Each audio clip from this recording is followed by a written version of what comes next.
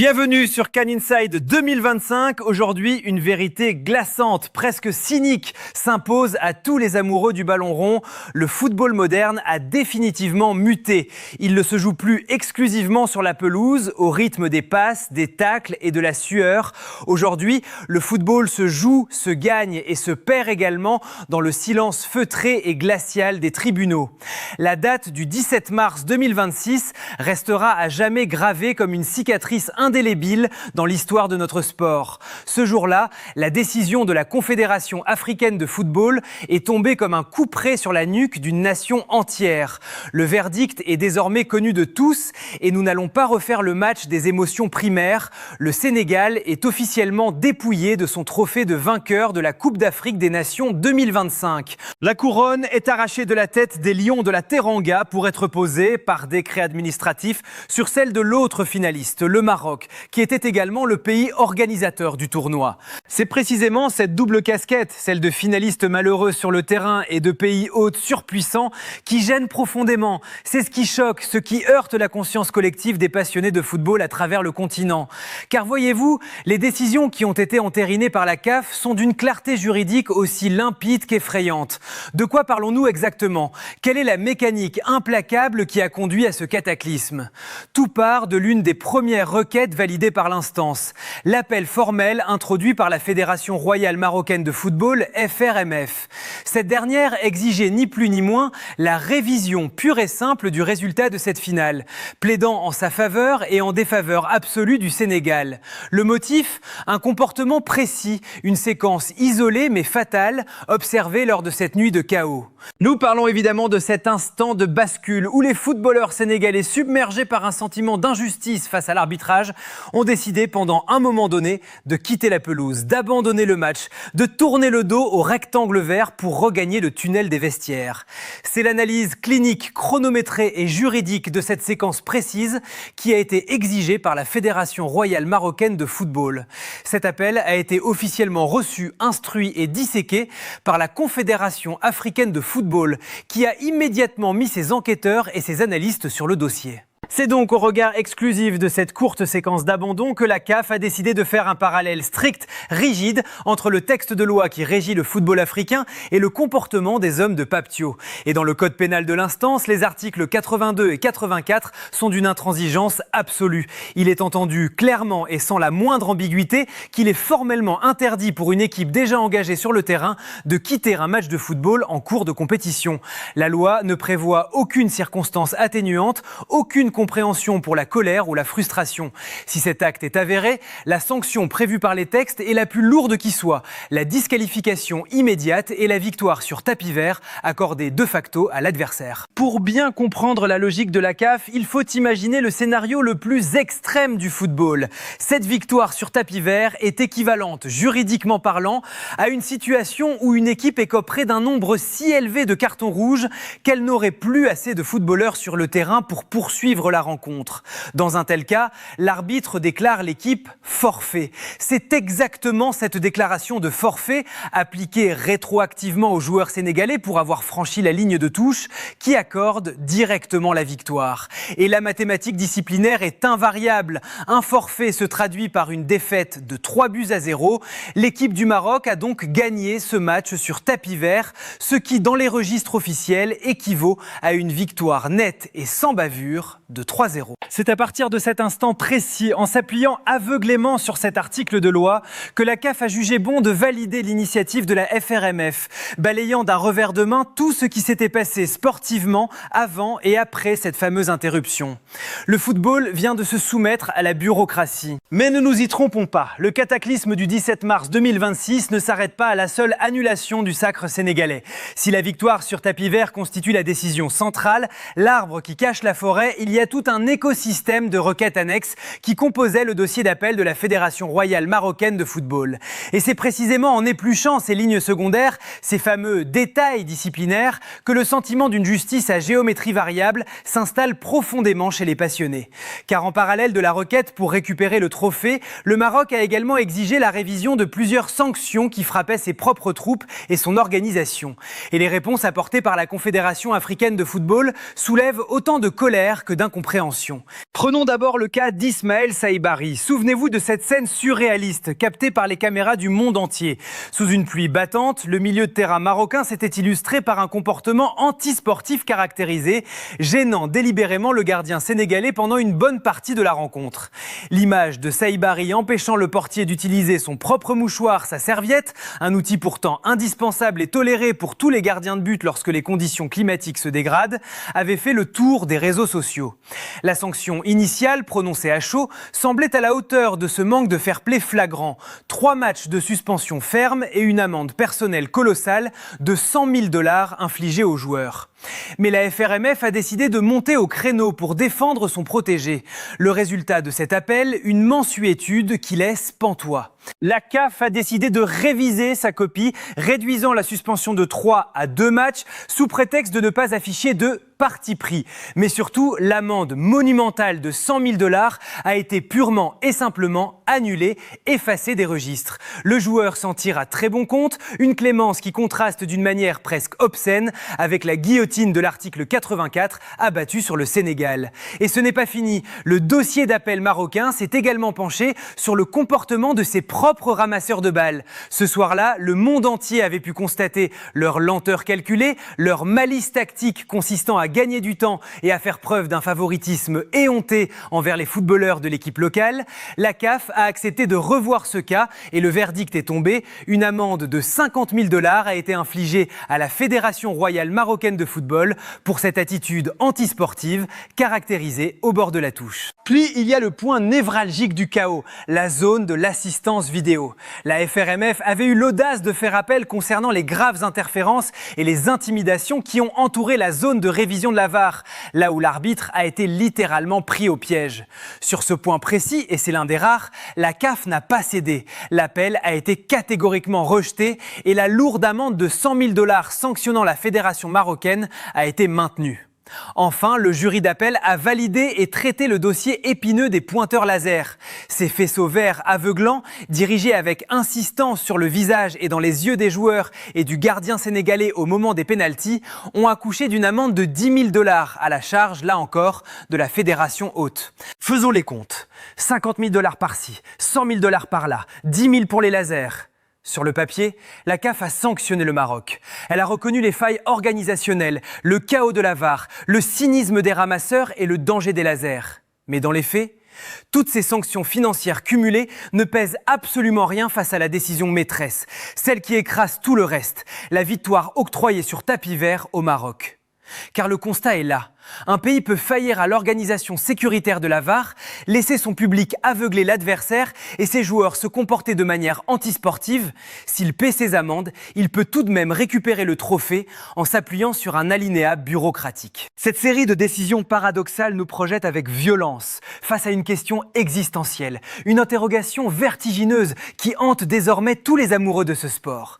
Aujourd'hui, en Afrique et dans le monde, où est-ce qu'on gagne véritablement un match de football ? Est-ce que c'est seulement sur le terrain, au bout de l'effort physique et tactique, ou bien est-ce dans l'art de rédiger un dossier d'appel inattaquable ?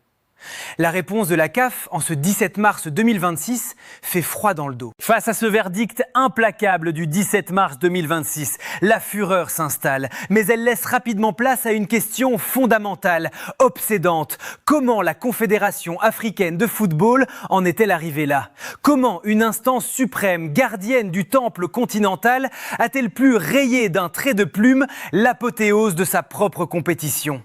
La réponse ne se trouve pas dans les émotions du soir de la finale, mais bien dans la mécanique froide et redoutable de la procédure administrative.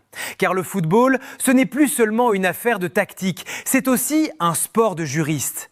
La machine bureaucratique s'est mise en branle et elle est redoutablement efficace. Le grand public l'ignore souvent, mais le destin d'un match ne s'achève pas au coup de sifflet final de l'arbitre. Il se prolonge dans les heures qui suivent dans un compte à rebours stressant. Généralement, le règlement offre une fenêtre extrêmement étroite, comprise entre 24 et 48 heures, à l'équipe qui s'estime lésée pour déposer une plainte formelle. C'est dans ce laps de temps très court que tout se joue. L'équipe, en l'occurrence la Fédération royale marocaine de football, doit rassembler un dossier en béton armé et saisir en urgence la Confédération africaine de football. Et c'est exactement ce qu'il s'est passé. Le Maroc a agi avec la précision d'un chirurgien. Dans le délai imparti, la fédération haute a frappé à la porte de la CAF, non pas avec des complaintes ou des larmes, mais avec des preuves tangibles. Qu'est-ce qui a été reproché exactement ? Le dossier marocain s'est focalisé comme un rayon laser sur l'infraction suprême, irréfutable, la sortie temporaire de la pelouse. La FRMF a mis sur la table de la CAF les images, les chronomètres, les rapports des officiels, démontrant de manière factuelle que les footballeurs sénégalais, sous l'impulsion de leur banc, ont pris la décision unilatérale d'abandonner le match à un instant T.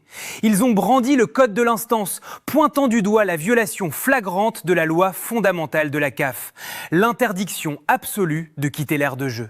À partir du moment où ce dossier, étayé et juridiquement inattaquable sur la forme, est déposé dans les délais, la machine s'emballe. La CAF ouvre une enquête, ses analystes décortiquent la séquence et la sentence finit par tomber, mécanique, froide. Victoire 3-0 sur tapis vert et transfert du trophée au Maroc. Mais alors que nous disséquons l'aspect purement juridique de cette destitution, une question d'une toute autre nature, vertigineuse et dérangeante, vient s'immiscer dans le débat. C'est une question que se posent aujourd'hui de nombreux analystes et politologues à travers le continent. Et si la décision de la CAF n'était pas uniquement motivée par la rigueur du règlement sportif ? Et si des forces bien plus puissantes, invisibles et géopolitiques avaient pesé dans la balance ? Le contexte politique actuel du Sénégal, pays récemment dépouillé de sa couronne, est en effet particulièrement singulier et tendu sur la scène internationale. Aujourd'hui, le Sénégal traverse une période politique marquée par un durcissement spectaculaire de sa législation interne. Le pays a récemment adopté des mesures drastiques contre l'homosexualité, instaurant des sanctions allant de 5 à 10 ans de prison ferme pour toute personne reconnue coupable d'actes de cette nature. Cette politique, assumée par les autorités sénégalaise, s'inscrit en faux de manière frontale avec les valeurs occidentales et les exigences sociétales poussées par les plus grandes puissances mondiales.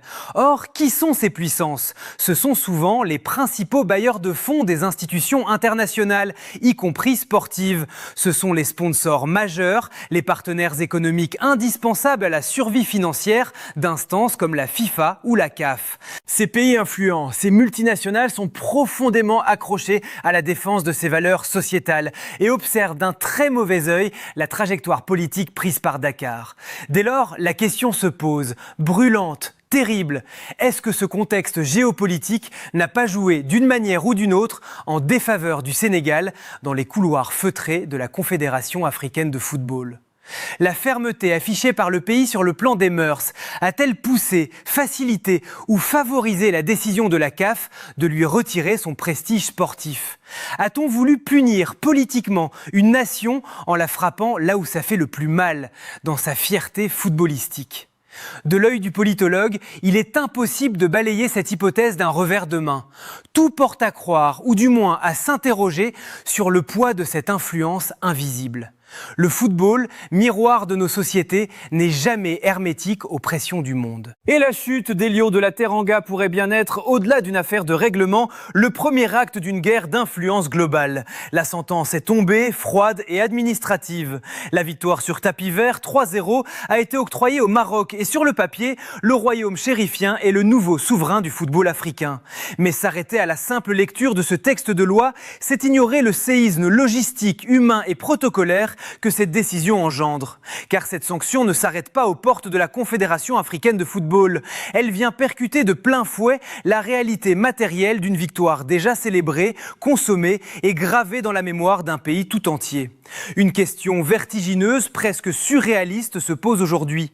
Si la victoire revient officiellement au Maroc, que va-t-il se passer avec tout ce que les Sénégalais ont déjà reçu lors de cette nuit de gloire ? C'est ici que l'histoire bascule dans l'inédit absolu. Il faut se rendre compte de l'aberration de la situation. Le Sénégal, déclaré vainqueur sur le terrain en janvier, a tout emporté avec lui à Dakar. Le trophée en or massif de la CAN, les médailles autour du cou des joueurs et la dotation financière colossale versée par la CAF aux vainqueurs du tournoi.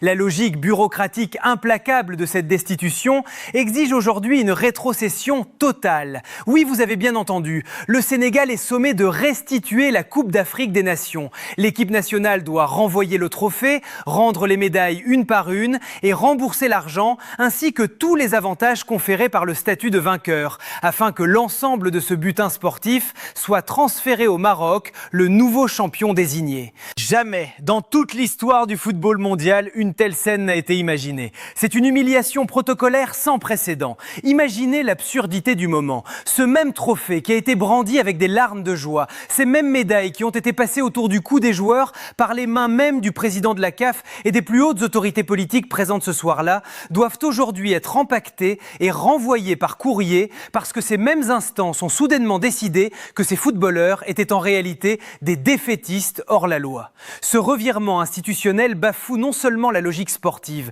mais il insulte l'image même de la célébration. Cependant, la Confédération africaine de football n'a pas juridiction sur les affaires internes d'un État souverain. Et c'est là que se dresse un mur infranchissable pour les instances, le cadre national sénégalais. Au lendemain de leur sacre perçu comme héroïque, les Lions de la Teranga ont été accueillis à Dakar comme des demi-dieux. Le président de la République, Bassirou Diomaye Faye, a couvert ses joueurs de privilèges exceptionnels, de dons présidentiels, de villas luxueuses, de véhicules haut de gamme et de primes faramineuses. Que va-t-il advenir de ce trésor national ? La réponse est catégorique, il n'y aura aucun retour en arrière. Il est politiquement, socialement et moralement impensable pour le chef de l'État sénégalais de réclamer la restitution de ses biens.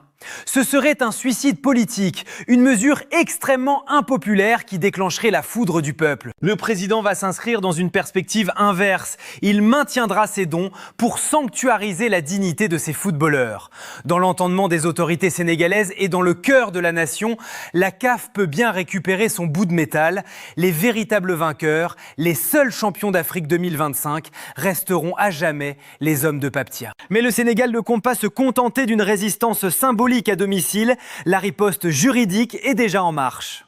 La CAF, dans ses propres statuts, admet le droit d'appel devant des instances supérieures. La Fédération sénégalaise de football, FSF, ne va pas se laisser dépouiller sans livrer la mer de toutes les batailles judiciaires.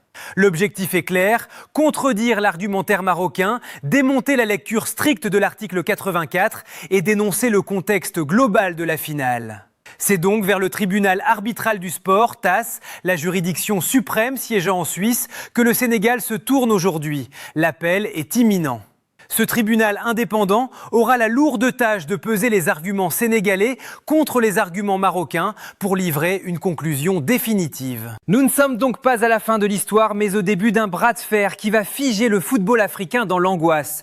Cette affaire dépasse de loin le cadre d'un simple match. L'analyste le souligne avec une noirceur glaçante. C'est encore l'Afrique qui inaugure les pires tares institutionnels.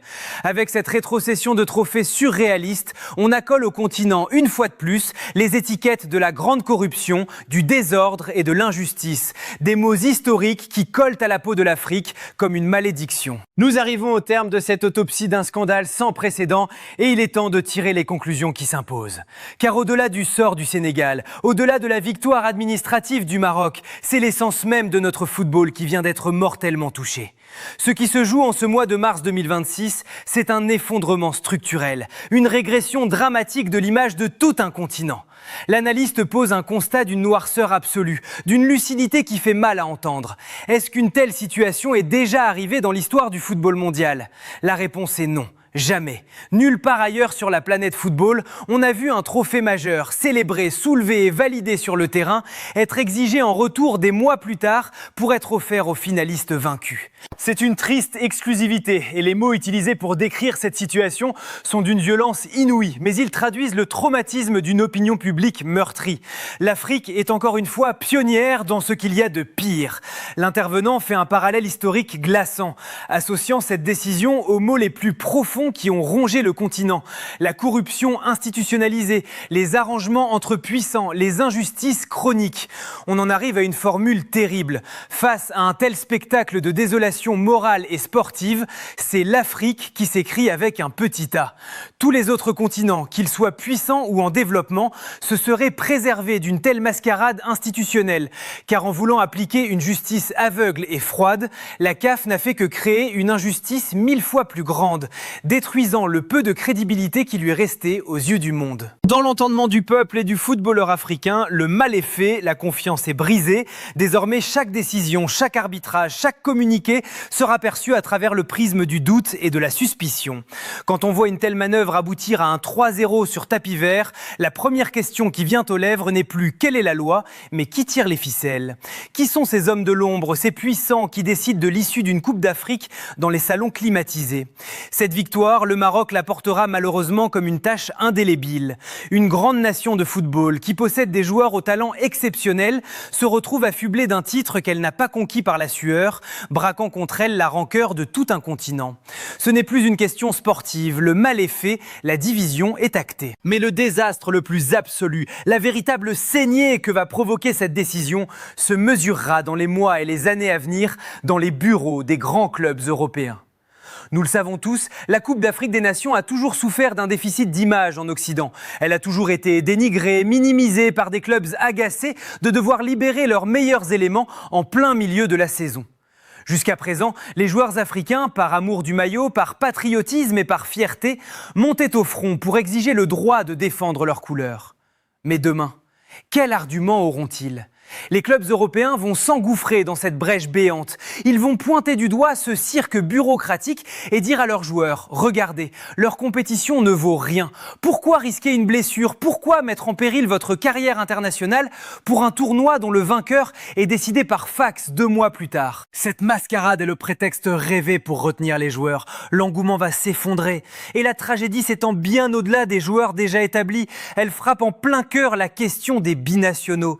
Ces jeunes pépites nées en Europe, tiraillées entre la nation de leur formation et la patrie de leurs parents.